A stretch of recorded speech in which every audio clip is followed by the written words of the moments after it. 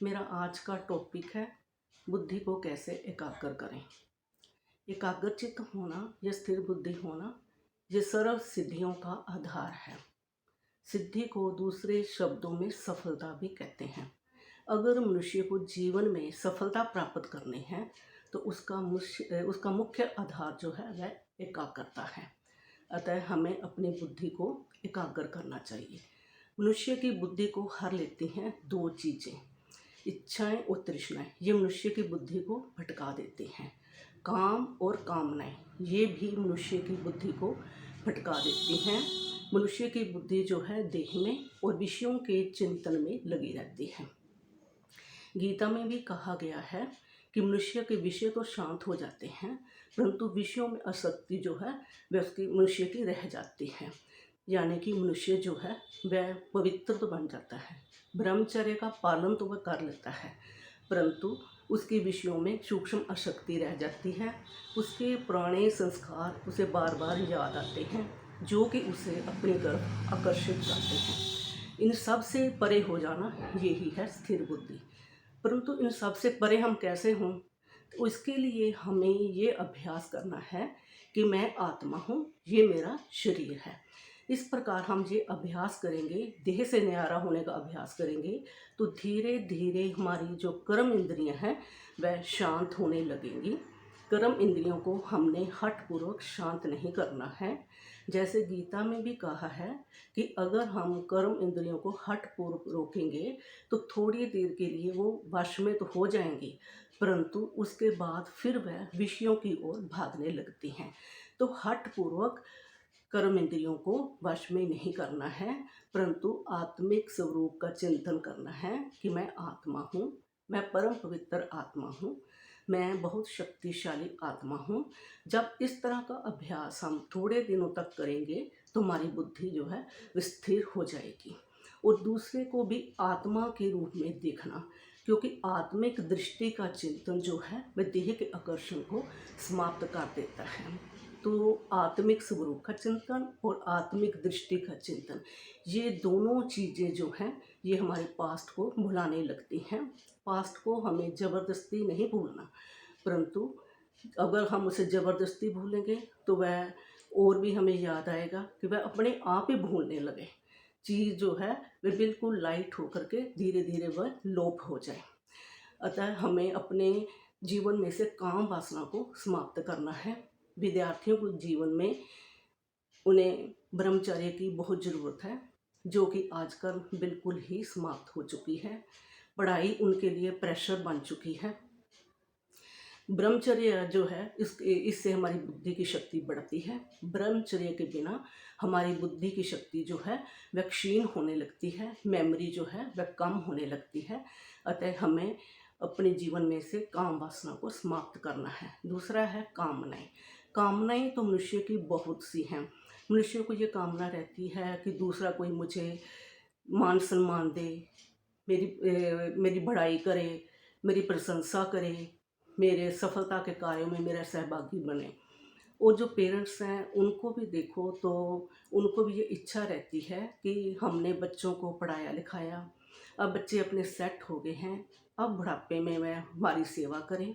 जब बच्चे नहीं पूछते तो उनका मन बहुत ही विचलित हो जाता है।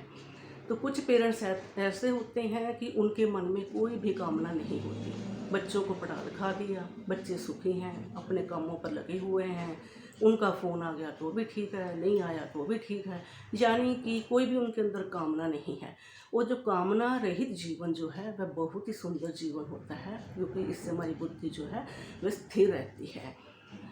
दूसरा जो है, कई बार हम देखते हैं कि हम कोई काम करने से पहले भी हमारे मन में कामना होती है कि अगर मैं ये काम करूँगा तो मुझे प्रसिद्धि मिलेगी, मेरा पुण्य बढ़ेगा, मैं पुण्य आत्मा कहलाऊँगा, लोग मुझे मान सम्मान देंगे। है तो ये सुंदर कामना, परंतु ये कामना भी तो भटकाने वाली ही है।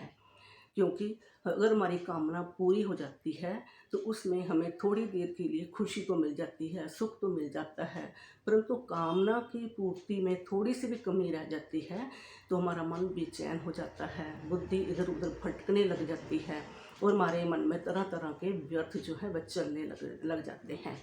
इसलिए हमें कामना रहित जीवन रखना है, जिससे कि हमारी बुद्धि जो स्थिर रहे। दूसरा जो है वह है इच्छाएं और तृष्णाएं। जो इच्छाएं जो है बहुत हैं और इनका तो कभी अंत भी नहीं होता और ये बदलती ही रहती हैं। जैसे स्टूडेंट्स के लाइफ में पहले पढ़ाई की इच्छा होती है, फिर उसको और अपने जीवन साथी को मिल गए तो उसकी इच्छाएं और बढ़ जाती हैं। यानी कि इच्छाएं जो हैं अंतहीन हैं, इनका कभी अंत नहीं होता और इच्छाएं जो हैं वह इंसान को कभी भी अच्छा नहीं बनने देती।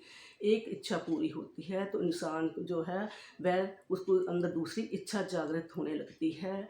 ये हमारी सूक्ष्म शक्तियों को इच्छाएं जो है नष्ट कर देती हैं। जिस मनुष्य की बुद्धि जो है इच्छाओं के पीछे भटक रही है तो उसकी जो बुद्धि जो है वह कभी भी स्थिर नहीं होगी।